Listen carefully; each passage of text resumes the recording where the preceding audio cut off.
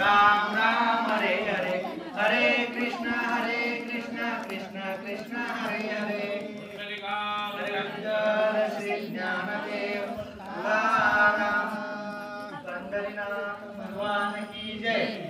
संत श्री ज्ञानेश्वर माऊली की जय। जगत गुरु संत तुकाराम महाराज की जय। छत्रपति शिवाजी महाराज की जय। सद्गुरु पांडुरंग महाराज की जय। गणेशनाथ महाराज की जय। सब संतों की जय। ओम नमो जी आद्या वेद प्रतिपादा, जय जय स्वसवेदा आत्मरूपा। देवा तुची गणेशो सकलार्थमती प्रकाशो, मने निवृत्ती दासो अवधारीचे। शब्द ब्रह्म अशेष त्याची मूर्ती सुवेश, जेत वर्ण वपू निर्दोष मिळवत असे। मला सतत प्रश्न पडायचा की संत श्रेष्ठ ज्ञानेश्वर माऊली ज्ञानेश्वरीची सुरुवात ह्याच ओळीने का केली।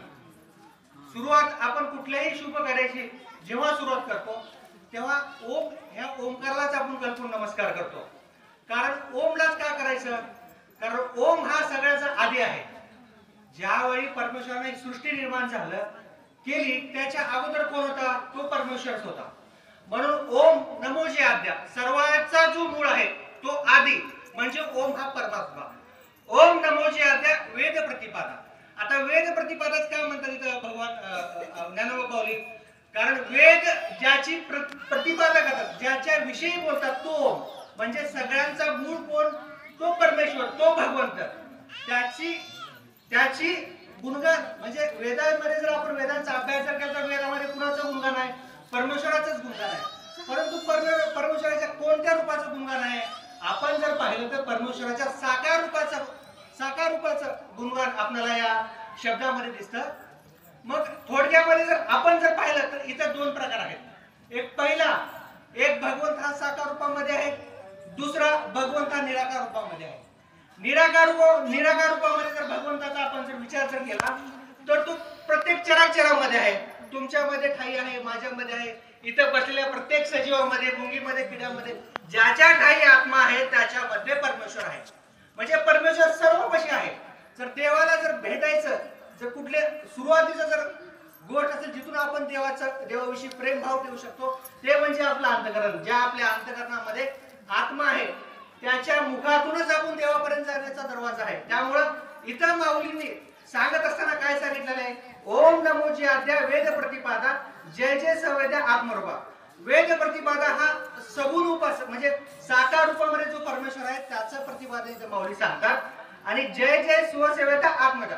आता स्वसेवेद्या आणि आत्मरूपा या दोन शब्दाचा जर आपण जर विचार केला, जो स्वतःमध्ये परिपूर्ण आहे। आता मी माझ्यामध्ये परिपूर्ण आहे का, मी नक्कीच माझ्यामध्ये परिपूर्ण आहे। कारण का, कारण माझं हे शरीर 5 पंचमहाभूतांनी बनलेलं आहे, बरोबर। पृथ्वी अग्नी वायू जल आकाश, आणि ह्या पाच पंचमहाभूतांमध्ये बनलेलं शरीर, आणि ह्यात प्रत्येकी गुणाच्या 5-5 गुणामुळे ह्या माझ्या शरीराची रचना आहे। आता बघा 5 गुणामध्ये पाणी आहे, पाण्यामुळे आपलं शरीर बनले। आता पाणी पिल्याशिवाय आपले तहान भागणार नाही ना, कारण आपलं आहे। कारण आपण परिपूर्ण नाही, परंतु परमेश्वर जो आहे तो परिपूर्ण आहे। त्याला तहान नाही लागत, त्याला पाण्याची आवश्यकता नाही, म्हणजे तो सगळ्यांचा मूळ आहे। म्हणून माऊलीनं ह्या ओळीमध्ये सांगत असताना परमेश्वराच्या साकार रूपाचा, परमेश्वराच्या निराकार रूपाचं सुद्धा वर्णन केलेलं आहे। त्यामुळे ह्या ओळीमध्ये माऊली साकार आणि निराकार ह्या दोन्ही याच्या माध्यमातून आपल्याला सांगत असतात। तर आपल्या सगळ्यांना माहितच आहे की सध्या भारत आणि पाकिस्तान या दोन देशांमध्ये तणाव चाललेला आहे, आणि जो काही आत्मघाती हमला आपल्या सैन्यावर झालेला आहे किंवा आपल्या लोकांवर झाला, त्यामुळे जी काही परिस्थिती सध्या उद्भवली आहे, तरी आपण सगळेजण प्रार्थना करूया की आपल्या सैन्याला शौर्य प्राप्त हो आणि या संकटावर मात करण्यासाठी त्यांना शक्ती मिळो। आणि अपेक्षा आहे आपण परमेश्वर चरणी किंवा पांडुरंगाच्या चरणी आपण विनंती करूया की आपले नक्कीच या युद्धामध्ये आपण विजय मिळवूया। तर आजचा जो विषय आपल्या जो प्रवचनाचा मी निवडलेला आहे तो पसायदान आहे। तत्पूर्वी मला सतत एक प्रश्न पडायचा की संत श्रेष्ठ ज्ञानेश्वर माऊलींना असं का वाटलं की मी ज्ञानेश्वरीच लिहायला पाहिजे। कारण ज्ञानेश्वरीच्या अगोदर गीता हा ग्रंथ ऑलरेडी सगळीकडे होता, आणि गीतेवर भरपूर प्रमाणामध्ये टीका आहे। कारण प्रत्येकानं आपापल्या भाषेमध्ये गीतेचं भाषांतर केलेलं आहे. पण माऊलीला असं का वाटलं की आपणच ज्ञानेश्वरी लिहिली पाहिजे, काहीतरी त्याच्या मागची पार्श्वभूमी असली पाहिजे ना. जर आपण गीतेचा विचार केला तर गीता ही पूर्णपणे संस्कृत भाषेमध्ये आहे. देशाचा एक आपल्या इतिहास जर पाहिलं तर एक काळ असा होता ज्या काळामध्ये आपण सर्वजण इथे जे बसलेले सगळे असे मायमाऊली सगळेजण काय करायचं, संस्कृतमध्ये बोलायचं. परंतु कालांतरानं ती देव भाषा जी होय कालांतराने लोप पावत गेली आणि जनसामान्याला बोलत असताना ती भाषा अवघड जाऊ लागली आणि फक्त शास्त्रकार पंडित जे अभ्यास करतात तेच लोक काय करायचे, शास्त्रांचा अभ्यास करायचे. पण तुम्ही आमचं काय, आमचं तुमचं कोण बघणार, मग आपला उद्धार कसा होणार. भगवंताने जर गीतेमध्ये सांगितलं की आपला उद्धार करायचा असेल तर आपल्याला गीता वाचली पाहिजे. ज्ञान मार्ग असेल, भक्ती मार्ग असेल, ध्यान योग असेल, कर्मयोग असेल, ह्या सगळ्या उपासनेचे मार्ग गीतेमध्ये आहेत. तेव्हा माऊलीने विचार केला की आपण ज्ञानेश्वरी लिहिली पाहिजे. पण याची इतिहास जर बघितला तर भगवान शंकरांनी पार्वतीला गुह ज्ञान सांगितलेलं होतं, ही संजीवन विद्या. मग आदिनाथांकडून ही विद्या जी आलेली होय ही मच्छिंद्रनाथांकडे गेली, मच्छिंद्रनाथांकडून गोरक्षनाथांकडे गेली, गोरक्षनाथांकडून गहिनीनाथांकडे गेली आणि गहिनीनाथांकडून हे निवृत्तीनाथांकडे अनुग्रह आला आणि त्यांच्या रूपातून परत कोणाकडे आला, ज्ञानेश्वर महाराजांकडे आला. आता इथं जर भगवान महादेव जर आपल्याला सांगितलं आले ना, आपल्याला हे जर तत्वज्ञान जर सांगितलं आणि मी म्हणलो मग मला भगवान शंकरांनी हे तत्वज्ञान सांगितलेलं आहे आणि मला आता आत्मज्ञान प्राप्त झालेलं आहे, तुम्हाला विश्वास बसणार नाही. मग यासाठी हे सगळं मोठं तत्वज्ञान माऊलीच्या रूपामध्ये निवृत्तीनाथांनी अनुग्रह केला आणि ज्ञानेश्वर महाराजांना अनुग्रह जो प्राप्त झाला तो कुणाचा झाला, निवृत्तीनाथांचा झाला. त्यामुळे त्यांनी हे सगळं सार जे भगवान शंकरांनी सांगितलेलं होतं, आदिगुरूंनी सांगितलेलं होतं, हे सगळं सार जे आहे त्यांनी श्री निवृत्तीनाथ गुरूंच्या कृपेने ज्ञानेश्वरीमध्ये रूपांतरित केलं. मग रूपांतरित करत असताना माऊलीची एक ओवी आहे, ते सांगत असतात की तैसा आम्ही अनुग्रहित साधूंचा निरोपितू, तैसा आम्ही अनुग्रहितू साधूंचा निरोपितू, ते आपुलिया परी अलंकारितू. काय म्हणतात माऊली, जरी हे मी तत्वज्ञान ज्ञानेश्वरीमध्ये जरी लिहित जरी असलं तर मी माझ्या व्यक्तिगत काही आहे का माझे तत्वज्ञान. ते म्हणतात की हे ज्ञान माझं भगवान शंकरापासून जरी आलेलं असेल तरी माझा जरी कोणी स्वीकार जरी केला असेल तर माझा स्वीकार माझ्या श्री गुरु निवृत्तीनाथांनी केलेला आहे. त्यांनी माझा पूर्णपणे अंगीकार केलेला आहे. त्यामुळे ही ज्ञानेश्वरी लिहित आहे. आणि काय सांगत आहे पुढे म्हणतात की तिरे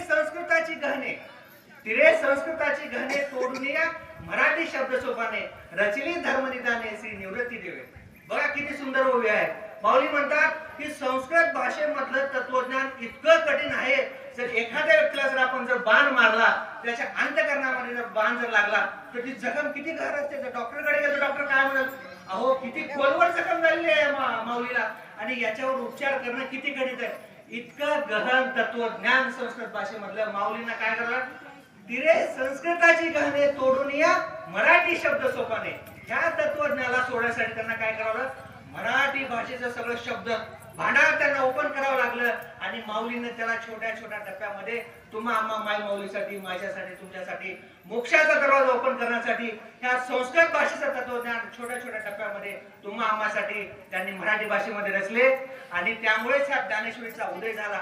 मग ह्या ज्ञानेश्वरी जेव्हा माऊली लिहित असते त्या सद्गुरु कृपेमुळे म्हणतात की तैसा मी अनुग्रहीत तू साधूंचा निरोप येतो. माझं इथं व्यक्तिगत काहीच नाही, साधूंनी मला निरोप पाठवला आणि मी तो निरोप ज्ञानेश्वरीमध्ये लिहिला. म्हणजे बघा, मी जर एखाद्या मुलाला जर निरोप दिला की तुला हे काम करायचं आहे, त्याचं काम काय असतं, सांगितलेला निरोप घ्यायचा आणि तशाचा तशा त्या शब्दामध्ये सांगायचा. आपलं दुसरे मध्ये 2-3 शब्द घालायचे नाही. तैसा मी अनुग्रहीत तू साधूंचा निरोप येतो.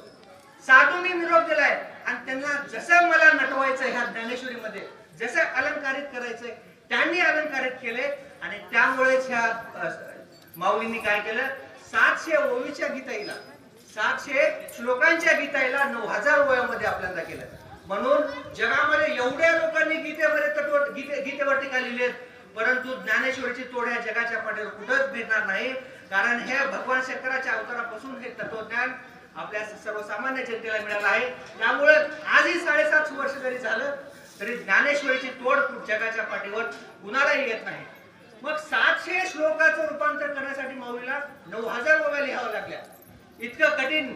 मग एवढं सगळं तत्वज्ञान जेव्हा श्री गुरुच्या कृपेनं माऊलीनं जेव्हा नेवाच्या एक गावामध्ये जेव्हा गुरुच्या सानिध्यामध्ये ज्ञानेश्वरी लिहिली, पण हे कार्य काय झालं, संपन्न झालं. आता बघा, विचार करा, डोळ्यासमोर विचार करा, त्यांच्या जीवनाचे प्रसंग आठवा. किती त्रास सहन केले माऊलीने त्यांच्या आयुष्यामध्ये. श्री निवृत्तीनाथ, मुक्ताई असेल, सोपान असतील, विठ्ठलपंत असतील, रुक्मिणीबाई, त्या कुटुंबाचा जर आपण पूर्ण इतिहासाची जर पार्श्वभूमी जर पाहिलं तर किती त्रास दिला लोकांनी त्यांना. अन्नासाठी भटकले. अहो, भिक्षा मागायला गेले तर भिक्षा सुद्धा त्यांनी दिली नाही. इतका मला वाटत नाही की जगाच्या पाठीवर त्या माय माऊलीने जेवढं दुःख सहन केलंय, मला वाटत नाही की आपण दुःख सहन केलं नाही. अजून मी परमेश्वराला म्हणतो की मी खूप सुखी आहे, कारण खरंच माऊलीने जेवढं दुःख सहन केले, जगाच्या पाठीवर कोणीही गेले. अहो, अन्न मिळत नव्हतं तर काय केले माहिती ना, मुक्ताई रडायची, मला अन्न मिळत नाही, काय करू, मला भूक लागले, दादा मला भूक लागले, पोटात मला काहीच नाही. अहो, वायू भक्षण करून त्यांनी अन्न तहान भागवली. योगामध्ये योगी साधनेमध्ये एक प्रकारची शिक्षा असते की आपण वायू भक्षण करून सुद्धा आपण आपलं पोट चालवू शकतो. अशा प्रकारची वाईट वेळ की वाईट वागणूक, वाईट वेळ माऊलीवर, त्यांच्या संपूर्ण कुटुंबावर आली. इतका त्रास सहन करून एक प्रसंग असा आला, मला आज आठवला म्हणून सांगतो. जेव्हा माऊली भिक्षा मागायला गेले, भिक्षा मागायला गेल्याच्या नंतर लोकांचा त्रास झाला. माऊलीला वाटलं ह्या सगळ्या लोकांनी त्रास दिलाय आणि मी माझ्या बहिणीला, माझ्या भावांना काही सुद्धा खाऊ घालू शकत नाही. माऊलीला वाईट वाटलं आणि माऊली आले आणि घरामध्ये गेले आणि दरवाजा बंद केला. बघा, ती प्रसंग डोळ्यासमोर आठवा. माऊली आतमध्ये, निवृत्तीनाथ बाहेर, ज्ञानेश्वर माऊली बाहेर, ज्ञानेश्वर माऊली आतमध्ये, निवृत्तीनाथ बाहेर, मुक्ताबाई बाहेर, सोपान बाहेर. प्रसंग आठवा डोळ्यासमोर, काय परिस्थिती असेल. मग आता मोठा भाऊ निवृत्तीनाथ, आता ज्ञानेश्वर माऊलीला कोण समजावून सांगायचं, माऊली तर आतमध्ये ताटी बंद करून बसलेले आहेत, कोण सांगायचं. थोरला भाऊही सांगायला प्रयत्न करत नाही. मग सगळ्यात, जर आईच्या नंतर जर सगळ्यात मोठं स्थान जर जगामध्ये कुणाचं असेल तर ते बहिणीचं असतं. बरोबर आहे का नाही, बहिणीचं स्थान मोठं आहे की नाही आईच्या नंतर. मग बहिणीनं त्या ठिकाणी काय केलं, ताटीच्या अभंगाची रचना केली. मला ती प्रसंग आठवल्यावर काय वाटतं माहितीये का, मला वाटतं आपल्या सर्वसामान्याला बहीण भावाचं नातं कसं पाहिजे हे दाखवण्यासाठी ताटीच्या अभंग आणि तो प्रसंग परमेश्वराने कल्पित केलेला आहे. आणि एखादी बहीण भावाला सांगताना काय म्हणून बोलवलं आतमधून बाहेर आहे, अरे दादा, तू जर असं दरवाजा बंद करून बसलास तर माझं कसं होईल, काय किती म्हणजे, अरे आम्ही कसं खाणार, काय खाणार, कसं करणार, दादा बाहेर आहे, आमच्या पोट्या पाण्याचा प्रश्न आहे. माऊली काय म्हणते, मुक्ताई काय म्हणते, ऐकून घ्या शब्द, मजवरी दया करा, मजवरी दया करा, ताटी उघडा ज्ञानेश्वर. काय शब्द आहे, मजवरी दया करा, ताटी उघडा ज्ञानेश्वरा, तुम्ही तरुणी विश्वतारा, मजवरी दया करा, मजवरी दया करा. माऊली, ज्ञानेश्वरा, तुम्हाला काय करायचंय, तुम्हाला स्वतःला तरी तरायचं आहे, परंतु ह्या विश्वाला तरायचं आहे. विश्वाला तारण्यासाठी तुम्हाला दरवाजा उघडायचा आहे. काय, त्या कल्पित माऊलीने त्या ज्ञानेश्वरीमध्ये, त्या ताटीच्या अभंगामध्ये रचना केली. आणि आम्हासाठी ज्ञानेश्वरी नंतर माऊलीने, मुक्ताईने बरेच अभंग आहेत, योगी पावन मनाचा, साही अपराध जनाचा. म्हणजे तुम्हाला काय करायचं, तुम्ही योगी आहात, तुम्हाला सगळ्यांचं दुःख सहन करायचं आहे आणि या जगाचा उद्धार करायचा आहे. हे सगळं विश्व पटल ब्रह्मद्वारा. अहो, तुम्ही आम्ही काहीच वेगळं नाही. कशामुळे वेगळं आहेत, तुमच्या काही आत्मा आहे, माझ्या काही आत्मा आहे, सगळ्यांच्या काही आत्मा आहे. हा सगळा ब्रह्मद्वार आहे. परमेश्वराने ही सगळी माया रचलेली आहे, आपल्याला दिसत नाही. आपल्याला ज्ञानदृष्टी पाहिजे, तेव्हाच आपल्याला हे सगळा विश्वपटल ब्रह्मद्वार दिसेल. या प्रकरणामधून बहीण भावाची ज्ञानेश्वरी उपलब्ध झाली. त्याच्या नंतर कार्य संपल्याच्या नंतर एक ओवी आहे ज्ञानेश्वरीमध्ये, ती अशा प्रकारची आहे, किंबहुना तुमचे केले, किंबहुना तुमचे केले, धर्म कीर्तन सिद्धीस गेले, येथे जे माझे उरले ते पायिक पण. बघा, माऊलीचं हृदयाची विशालता. माऊली काय म्हणतात ह्याचं उत्तर ह्या ओळीमध्ये आहे. अहो, एखादी आई कुणाचा विचार करेल, एखादी आई कुणाचा विचार करेल, एखाद्या आपल्या मुलांचा विचार करेल. पण माऊली जगाची, विश्वाची माऊलीने सगळी गीता ज्ञानेश्वरी कुणाला अर्पण केली, सगळ्या साधू संतांना केले. हे जे काही धर्म कीर्तन मी सिद्धीला नेलेलं होतं, हे माझं नाही, हे तुमचं आहे. तुमच्या कृपेने मी ज्ञानेश्वरीचं रूपांतर केलं, गीतेचं ज्ञानेश्वरीमध्ये रूपांतर केलं आणि आता जर ह्या कृतीमध्ये जर माझं काही जर उरलं तर माझा फक्त सेवाभाव उरलेला आहे, याच्या पलीकडं माझं काहीच उरलं नाही. त्याच्यानंतर ही ज्ञानेश्वरी आम्हाला आपल्या उद्धारासाठी, आपल्याला मोक्षाचा दरवाजा, मोक्षापर्यंत जाण्यासाठी संत श्रेष्ठ ज्ञानेश्वर माऊलीने ज्ञानेश्वरी लिहिली. आणि त्याच्यानंतर माऊलींनी काय केलं, त्याच्यानंतर आता समजा एखाद्या जर मोठ्या अधिकाऱ्यांनी जर मला एखादं काम सांगितलं, बरोबर आहे, आणि त्या अधिकाऱ्याचं मी काम पूर्णपणे केलं आणि तो बॉस खुश झाला पाहिजे ना. मी एवढं मोठं त्याचं काम केलं, खुश झाला, आता काहीतरी बॉसला मागितलं पाहिजे. ज्ञानेश्वर महाराजांनी काय केले, ज्ञानेश्वरी लिहिली. त्यांना वाटलं की मी आता भगवंताला काहीतरी मागितलं पाहिजे, म्हणून त्यांनी काय केलं, पसायदानाची रचना केली. कशाची रचना केली, पसायदान. पण मागून मागितलं काय, दान मागितलं. कोणतं दान मागितलं, प्रसादाचं दान मागितलं. प्रसाद द्या. कोणीतरी हातामध्ये जर प्रसाद असेल, त्याला जर प्रसाद मागितलं, तू नाही म्हणणार का, प्रसाद देणार ना तुम्हाला, आम्हाला प्रसादाला कोण नाही म्हणणार का. मग हे सगळा जो वाग्यज्ञ मी जर चालवलेला आहे, कोणता वाग्यज्ञ, हा जो मुखातून वाग्यज्ञ निवृत्तीनाथांच्या कृपेने मी जो वाग्यज्ञ चालवलेला आहे, हा वाग्यज्ञ सिद्धीला गेलेला आहे. म्हणून त्याच्यानंतर माऊली काय मागतात, तर पसायदान मागतात. तर त्याच पसायदानाचं आज आपल्याला चिंतन करायचं आहे. मग पसायदानामध्ये जे माऊलींनी जे काही दान प्रसादाचं परमेश्वराला मागितलेलं आहे, त्याच आपण पसायदानावर आजचा हा विषय चिंतनाचा आहे.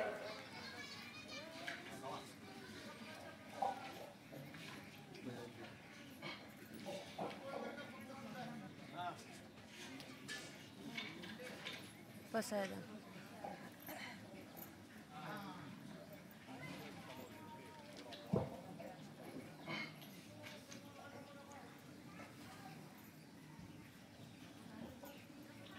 आता माऊलींना काय मागितलं, माझं ज्ञानेश्वरी लिहिल्याचं पूर्ण कार्य संपलेलं आहे आणि आता त्यांना वाटतंय की मी भगवंताला काहीतरी मागितलं पाहिजे. तर ते कशा रूपामध्ये मागितलं पाहिजे, प्रसादाच्या दान स्वरूपामध्ये मागितलं पाहिजे.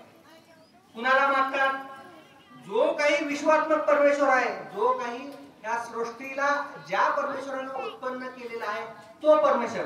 पण माऊलीच्या रूपामध्ये परमेश्वर कोण आहे, श्री निवृत्तीनाथ, बरोबर आहे ना. माऊलीसाठी भगवान तर तेच आहे. मग ते जेव्हा सांगितलं असताना त्यावेळेस त्यांनी काय केलं, ह्या पसायदानाची रचना केली. आणि ते काय म्हणतात, पहिली, आता विश्वात्मके देवे येणे वाग्यज्ञ तोषावे, तोषोने मज द्यावे पसायदाने.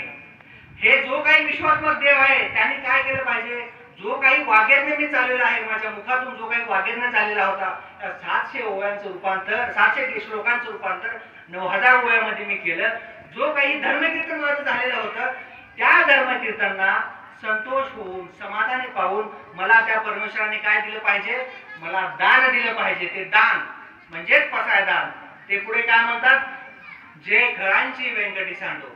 पहिलं प्रसाद. आता दान मागतायत परमेश्वराला, बघा आता काय मागणार, मी मागितला असतो मला प्रॉपर्टी दे म्हणला असतो, मला बरा श्रीमंत कर, मला मोठं कर, मला हे कर ते कर, देव समोर असल्यावर मी काही म्हणलं असतो. पण माऊलीने काय म्हटले, पहिली मागणी मागितली. आता बघा काय म्हणतात, जे फळांची व्यंकटी सांडो तया सत्कर्मी रती वाढो, भूता परस्परे पडो मैत्र जीवांचे. माऊली त्या परमेश्वराला म्हणतात, अरे देवा, ह्या जगामध्ये इतके वाईट लोक आहेत, इतके वाईट लोक आहेत, त्या वाईट लोकांसाठी मला पहिल्यांदा दान पाहिजे. मग आता तुम्ही आम्ही तर इतके चांगले लोक आहात, आम्ही तुम्ही सत्कर्म करताना आपण भजन कीर्तन करता, चांगल्या मार्गाने जाता, त्या लोकांसाठी माऊलींनी अगोदर मागितलं पाहिजे, बरोबर आहे का नाही. जे चांगल्या मार्गाला आहेत त्यांच्यासाठी अगोदर मागितलं पाहिजे. पण माऊलींना त्यांचा कळवळ नाही, माऊलींना वाईट माणसाचा जास्त कळवळ आहे. म्हणजे बघा, एका आईला जर 2 मुलं असतील, एक चांगला आहे, वाईट आहे. चांगल्याकडे कधीच आई लक्ष देत नाही का, तो चांगला आहे, त्याचं जीवन चांगलं जाणार आहे त्या माऊलीला माहित असतं. पण वाईट मुलगा असतं तर ते टेन्शन असतं. माऊलीला सगळ्यात जास्त जर जास्त कुणाचा कळवळ असेल तर दुष्ट लोकांचा, वाईट लोकांचा. पहिली मागणी मागितली वाईट लोकांसाठी, जे खळांची व्यंकटी सांडो दया सत्कर्मरती वाढो, भूता परस्परे पडो मैत्र जीवांचे. जे खळ म्हणजे वाईट लोक, त्या खळांची व्यंकटी म्हणजे त्या वाईट आणि दुष्ट लोकांमधलं जे खळत्व आहे, म्हणजे ज्याचा दुष्टपणा आहे, तो दुष्टपणा कमी झाला पाहिजे किंवा सांडला पाहिजे. आता घागर बघा, पूर्ण पालथी झाली तर परत भरता दुसरं भरावं लागेल, बरोबर आहे का नाही, रिकामीच होणार ना पालथी. काय म्हणतात, जे खळांची व्यंकटी सांडो, त्यांच्यातले जे वाईट पण आहे ना पूर्णपणे सांडलं पाहिजे. आणि एकदा सांगलं काय होतं, वाईटपणा माणसाचा गेला की माणूस ऑटोमॅटिक सत्कर्माकडे जाणार ना, बरोबर. म्हणजे वाईटपणा गेला की माणूस ऑटोमॅटिक सत्कर्माकडे म्हणजे चांगल्या रस्ता पकडणार, देवधर्माकडे जाणार. म्हणून माऊली म्हणतात का जे फळांची व्यंकटी सांडो तया सत्कर्मी गती वाढो, भूता परस्परे जडो पडो मैत्र जीवांचे. म्हणजे व्यंकटी सांगलं तर काय म्हणतात, तया सत्कर्मी रती शब्दावर बघा त्यांनी त्यांचा जो विचार जो आहे रती म्हणजे मनातून त्या व्यक्तीमध्ये आवड निर्माण झाली पाहिजे. म्हणजे एखाद्याला जबरदस्ती तुम्ही इथे कीर्तनात येऊन जर बसवतो बसेल का, त्याच्या मनामध्ये आधी भाव उत्पन्न झाला पाहिजे. म्हणजे माऊलीला कुठंतरी माहित आहे की ह्या विश्वात किती जरी लोक असतील तर त्यांच्यामध्ये थोडं का होणं सात्विक भाव राहतो. किती जरी जर आता 100 लोक आहेत, 100 लोकांमध्ये 50 लोक चांगले आहेत आणि 50 लोक वाईट आहेत. 50 लोकांना आपण गोळी मारून टाकलो, आता राहिले चांगले 50. मग आता तुम्हाला वाटते का 50 लोकांना मारून टाकल्यावर परत वाईट लोक उत्पन्न होणार नाहीत का? हा वाईट काय अहो शरीराला तुम्ही आम्ही सगळेच आहे. तुम्हाला 2 डोळे, मला 2 डोळे, तुम्हाला ना, सगळं देवानं कुणालाही बनवताना काही वेगळं बनवले का? सगळे सारखे. परंतु जी सृष्टी बनवलेली आहे ना ती मायारूप सृष्टी आहे, त्रिगुणात्मक प्रकृती आहे, सत्व रजो तमो गुण, 3 गुण. म्हणजे हा जे बघा जेव्हा लहान मूल आईच्या गर्भामध्ये असतं तेव्हा त्याला त्याचं मूळ स्वरूप म्हणजे माझं मूळ स्वरूप म्हणजे मी आत्मा आहे हे माहित असतं. पण जेव्हा जेव्हा जन्म झाला त्याच्यानंतर तो काय करतो, या प्रकृतीमधल्या मायेमध्ये गुंतून जातो. या आपल्या सगळ्या संसारातील जी मोहमाया आहे त्याच्यामध्ये तो मुलगा गुंतून जातो. त्याच्यामुळं त्याला काय वाटतं मी म्हणजे शरीर आहे. आता तुम्ही विचार करा, मी म्हणजे मी अमर म्हणल्यानंतर किती दिवस माझं मी अमर म्हणू शकतो? कुण्या ना दिवशी मला माझं नाव सोडावं लागेल, कुणा ना दिवशी मला माझं शरीर सोडावं लागेल. मग मी म्हणजे अमर नाही, मी म्हणजे शरीर नाही, मी म्हणजे आहे कोण? जे माझ्या ठाई जे चेतन आहे तेच तुमच्या ठाई आहे. विश्व पटल ब्रह्मद्वारा, सगळ्याच्या ठाई जो आत्मा आहे तोच परमेश्वर आहे. त्याच्यामुळेच माऊली काय म्हणतात, त्यांच्यामध्ये अगोदर रती वाढली पाहिजे, त्यांना स्वतःलाच आवड निर्माण झाली पाहिजे. त्यांना आवड निर्माण झाली की ते ऑटोमॅटिक कीर्तनाला येतील, चांगल्या कार्य करत असतील, हे माऊली म्हणतात. त्याच्यानंतर त्यांना एकदा आवडल्यानंतर माऊली काय म्हणतात, भूता परस्परे पडो मैत्र जीवांचे. आता सगळे वाईट लोकांचं वाईट पण गेलं, त्यांना चांगल्या गोष्टीकडे आता आवड निर्माण झाली. मग त्यांचं एकमेकाचं प्रेम झालं पाहिजे. वाईट पण गेलं, चांगल्या कामाला लागले, आता एकमेकांमध्ये प्रेम वाढलं पाहिजे. काय वाढलं पाहिजे? भूता परस्परे पडो मैत्र जीवांचे. मैत्र जीवांचे म्हणजे जीवांचे शब्द बघा, जीवांचे काही त्याच्यामध्ये जीवांचे म्हणजे आत्मा. म्हणजे प्रेम कोणतं? मी तुमच्या आत्म्यावर प्रेम केलं पाहिजे, तुम्ही माझ्या आत्म्यावर, म्हणजे मी तुमच्या शरीरावर नाही. म्हणजे आपण काय सगळे देहधारी आहोत, आपण काय करतो, गुणावर प्रेम करतो, कोणी आत्म्यावर प्रेम करतं का? म्हणून इथं माऊली म्हणतात भूता परस्परे पडो मैत्र जीवांचे. बघितलं ही परमेश्वराला मागितलेली पहिलं प्रसायनामध्ये पहिलं मागणं. आता दुसरं मागतात. आता ह्याच्यावर तुम्हाला एक उदाहरण सांगतो का हे म्हणजे फळांची व्यंकटीच का सांगली पाहिजे. आता एका घरामध्ये साप निघाला, त्या घरात होते 4 भाऊ. आता मोठा साप निघाला, चांगला तक्षक नाग होता. साप निघाला, सगळं टेन्शन आलं, घरात तर घुसलाय, आता काय करायचं, रात्र झाले. एक जण काय म्हणला, मी इथं झोपणार नाही. एक भाऊ काय म्हणतो, मी आता इथं झोपणार नाही कारण साप काय भयानक आहे, मी चावत, मी काय करतो, जाऊन शेतात जाऊन झोपतो. एक भाऊ निघाला, दुसऱ्या भावाकडे ताकद होती, त्यानं मोठा दंडुका आणला आणि म्हणला मी त्या सापाला मारणार म्हणला, मी सापाला मारणार म्हणला. तिसरा म्हणला मला मारणं होते मी, म्हणून तो बी निघून गेला. चौथा जो होता शेवटचा भाऊ, जरा थोडस त्याला बुद्धी होती, थोडा हुशार होता, त्याच्याकडे सत्कर्म होता. असं करू नका म्हणला, मारू नका, हे मारणं पाप आहे म्हणला. मी म्हणतो माझ्याकडे एक नंबर आहे म्हणला गारुड्याचा, त्या गारुड्याला फोन लावतो, तो साप पकडतो आणि तो येतो. तो आला, गारुडी आला, त्यानं लगेच काढले, तिथले धोंडे वगैरे काढले, साप सापडला, सापाला त्याने पकडला आणि बरोबर जो विषाचा दात आहे ना तेवढाच त्याने काढला आणि टाकला. आणि परत तो साप आपल्या ह्याच्यामध्ये ठेवला झाला. मग इथं त्या सापाला मारलं असतं तर काम झालं असतं का? मग माऊली का म्हणतात, त्याच्यातलं फक्त दुष्ट पण काढा, वाईट गुण काढा. सापाला मारणं हे काही सोल्युशन नाही किंवा हे पर्याय नाही. वाईट लोकांमधलं वाईट गुण काढा, हेच आपल्याला करायचं, हेच परमेश्वराला म्हणतात. पुन्हा म्हणतात दुरितांचे तिमिर जाओ, विश्व सदार्म सूर्य पाहो, जो जे वांछील तो ते लावो प्राणे. दुरित म्हणजे पाप, दुरित म्हणजे अंधार आणि पाप रूपी अंधकार त्यांच्या जीवनामधून गेला पाहिजे. आणि त्यांच्या जीवनामध्ये कोणता सूर्य उगवला पाहिजे? विश्व स्वधर्म सूर्य पाहो. इथं माऊलीला म्हणायचं असतात, माऊली म्हणलं असते त्यांच्या जीवनामध्ये बल्ब लागलं पाहिजे, त्यांच्या जीवनामध्ये दिव्याचा प्रकाश झाला पाहिजे. पण माऊली इथं स्वधर्माची जाणीव आपल्याला करून देतात. स्वधर्म स्वधर्म निधनम परधर्म भयावयम. माणसाला स्वधर्मामध्ये मृत्यू जरी आला तरी तो चांगला आहे, पण दुसऱ्याचा धर्म आपण स्वीकारू शकत नाही. स्वधर्म आपल्या कर्तव्यासाठी आपला प्राण जरी गेला तरी चांगलं, पण दुसऱ्याच्या कर्तव्याने आपल्याला देणं घेणं नाही. क्षत्रियाने जर म्हणलं मी क्षत्रियपणा नाही, मी ब्राह्मणासारखं वागणार, मला चालेल का? आता सैनिकांनी म्हणले नाही मला लढायचं नाही, मी लढणार नाही, मी दुसऱ्याचीच कर्तव्य करतो, आज चालेल का? प्रत्येकाला आपापले स्वधर्म करावे लागते. म्हणून एकदा प्रत्येक व्यक्तींच्या जीवनामधला अज्ञानरूपी अंधकार एकदा जर दूर झाला तर त्यांच्या जीवनामध्ये काय झालं पाहिजे? स्वधर्माचा सूर्योग. आता सूर्याला जर तुम्ही प्रश्न विचारलो, सूर्या तुला अंधार माहित आहे का? तो म्हणजे मला तर अंधार माहितच नाही. किंवा जिथं जेव्हा मी उगवतो किंवा जेव्हा मी प्रकाशमान होतो तेव्हा मला अंधार दिसतच नाही. आता अंधाऱ्या खोलीमध्ये एकदा सूर्याचा प्रकाश आला, ती खोलीमध्ये ऑटोमॅटिक प्रकाश होते. म्हणून सूर्याला अंधकार माहित नाही, पण सूर्याला एक गोष्ट माहिती आहे, त्याला आपल्या कर्तव्याची जाणीव आहे. वाईट लोकांना पण चांगल्या प्रकारे पकडण्यात येतो आणि चांगल्या लोकांनाही चांगलं. म्हणजे सूर्यापाशी त्याचा कर्तृत्व भाव नाही, म्हणजे मी काही मोठं कार्य करतो असं त्याच्यामध्ये भाव नाही. तो त्याचा स्वधर्म करतो. तो उगवले की सृष्टीमध्ये जे जे कार्य होते ते ऑटोमॅटिक होत असतात. त्यामुळे त्यांच्या जीवनामध्ये स्वधर्माचा सूर्य पाहो. आणि त्याच्यानंतर एकदा आता बघा आपल्या जीवनामध्ये अज्ञान आहे आणि अज्ञान जर माणसाचं गेलं आणि ज्ञान जर प्राप्त जर झालं तर तुमचं आमचं कल्याण होणार आहे का नाही? मग आता ह्याच्यात सगळ्यात मोठा प्रश्न ज्ञान म्हणायला कसं? ज्ञान म्हणजे काय? आता मी एवढा शिकलो, एवढ्या डिग्र्या घेतल्या, एवढ्या पगारावर मी बसतो, ही मी माझं ज्ञान आहे का? चुकीचं आहे. शिक्षण शिकलं आणि मोठ्या हुद्द्यावर गेलं म्हणजे ज्ञान नाही. मोठा इंजिनियर आहे, भले मोठी पगार आहे म्हणजे ज्ञान नाही. ज्ञानाची व्याख्या वेगळी आहे. ज्ञान कशाला म्हणायचं? अध्यात्म ज्ञान नित्यत्व तत्वज्ञानात दर्शनम याचा ज्ञान मिती प्रोक्तम अज्ञानम विदगता. म्हणजे अध्यात्म ज्ञान हेच खरं ज्ञान आहे. पण अध्यात्म ज्ञानामध्ये पण काय प्राप्त झालं पाहिजे? आपल्याला ज्ञान प्राप्त झालं पाहिजे. म्हणजे आता मी परमार्थ करतो, परमार्थ फक्त करतो दिसतोय, मला ब्रह्मज्ञान प्राप्त झालं आहे का? ज्या व्यक्तीला ब्रह्मज्ञान प्राप्त झाले तोच ज्ञान आहे, बाकी आम्ही अज्ञानी. आता मीही जरी एवढं देवदेव केलं, तुम्ही आम्ही केलं, तरी आम्ही ब्रह्मज्ञानी नाही, तरी पण आम्ही अज्ञानी. जे परमार्थ करतात त्यांचा पहिला टप्पा असतो प्रवर्तक. म्हणजे तुम्ही आम्ही परमार्थ करता म्हणजे प्रवर्तक. प्रवर्तकातून दुसरा टप्पा असतो साधनेचा. कुठला साधनेचा? माऊलींना हरिपाठ लिहिला, कुणासाठी लिहिला? संसारी पुरुषांसाठी लिहिला.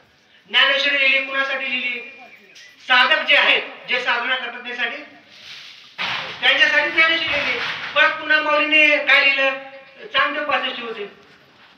14 किती वर्ष वनवास केला त्याने? 14 वर्ष तप केला ना. 1400 वर्ष तप केला त्या तापी नदीच्या तीरावर. कोण? चांगदेवाने. परंतु तो कोराच होता. त्या कोऱ्या माणसाला ज्ञान शिकवण्यासाठी माऊलीनं चांगदेव पासष्टी हा ग्रंथ लिहिला. त्याच्यानंतर जे ब्रह्मज्ञान त्यांना प्राप्त झालं आहे अनुभव सिद्ध लोकांसाठी माऊलींनी काय लिहिलं? अमृत अनुभव लिहिला. एवढ्या ग्रंथाची रचना केली. त्यामुळे प्रत्येकाच्या जीवनामध्ये स्वधर्माचा सूर्य उगवला पाहिजे. मग आता जर ज्ञान जर प्राप्त करायचं असेल तर बघा, ज्ञान जर प्राप्त झालं तर आपल्याला मोक्ष मिळणार. कोणतं ज्ञान? ब्रह्मज्ञान. ज्ञान प्राप्त झालं की मोक्ष मिळणार, त्याच्यात काहीच कन्फ्युजन नाही.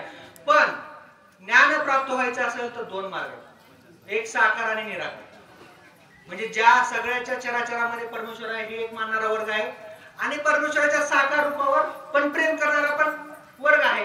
मग ज्ञान जर प्राप्त करायचं असेल सोपा मार्ग तो कोणता आहे? भक्ती.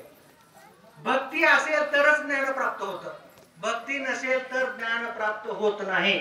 उद्धवाला आदला कृष्ण दाता हरिपाठामध्ये शब्द आहे. उद्धव हा कृष्णाच्या संगतीमध्येच होता, परंतु तो निर्गुण उपासक होता. परत त्याला भक्ती ज्ञान घेण्यासाठी परत जावं लागलं.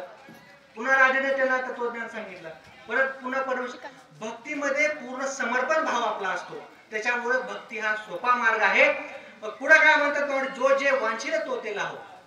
म्हणजे पहिली मागणी म्हणजे वाईट लोकांचं वाईट पण जाऊ दे, त्यांच्या जीवनातला अज्ञान नष्ट झाला पाहिजे, त्यांच्या जीवनामध्ये स्वधर्माचा प्रकाश आला पाहिजे आणि ज्यांना जे पाहिजे ते मिळू दे.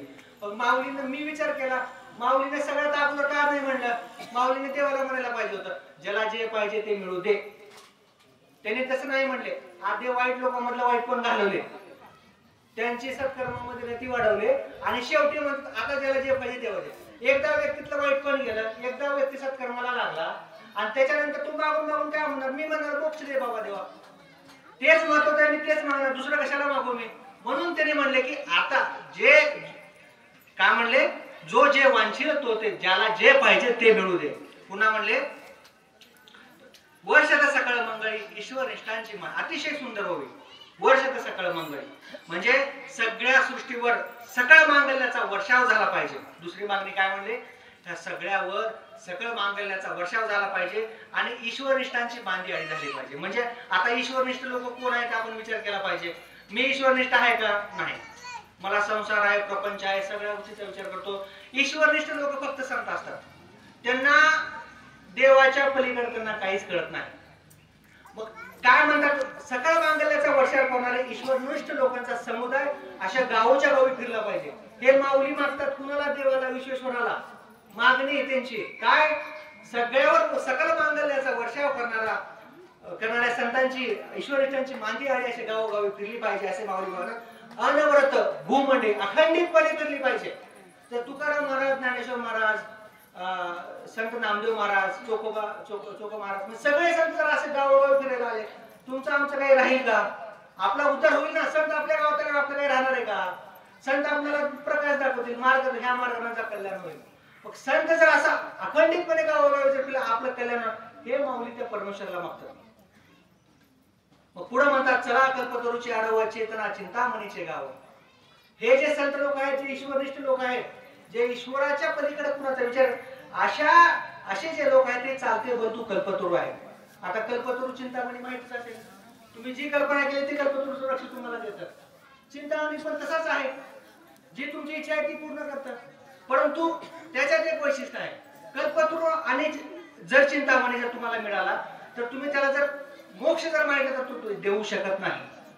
भौतिक गरजा तो देऊ शकतो, परंतु तो तुम्हाला मोक्ष देऊ शकत नाही.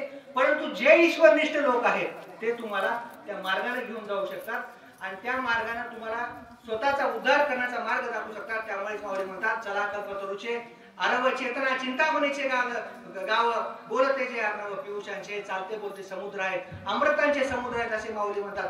चंद्रमेजे आलंचन मार्गंजे तापहीन ते सर्वाई सदा सज्जन सोयर. चंद्रमेजे आलंचन, चंद्राला जर बघितलं तर बघा काय आहे ते माहिती का?